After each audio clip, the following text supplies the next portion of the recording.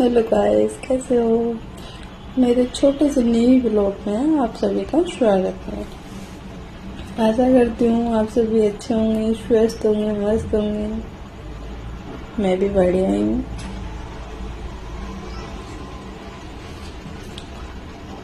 लोग तो कुछ भी बोलते हैं, बट नहीं बोलना चाहिए। तुम किसी को खिला नहीं रहे, पिला नहीं रहे, तुम्हारा कोई अधिकार नहीं है बोलने का। अगर अधिकार है तो अच्छा ही कुछ बोलो उनके बारे में, बट ऐसा कुछ गलत बोलने को, देखो किसी को बेवजह जज करना गलत बात होती है ना। कोई भी इंसान हो, सबकी अपनी अपनी पर्सनल लाइफ होती है, क्या लेना देना किसी से, है ना। अगर तुम्हें गलत कहीं लग रहा है तो उसे बोल सकते हो, बट इतना फोर्स नहीं कर सकते कि तुम्हें जो भी आए तुम जो भी बोलो कि नहीं तुम्हें ये करना पड़ेगा। ऐसा नहीं होता है। सामने वाले की समझ है, भाई करे तो ठीक है, ना करे तो ठीक है।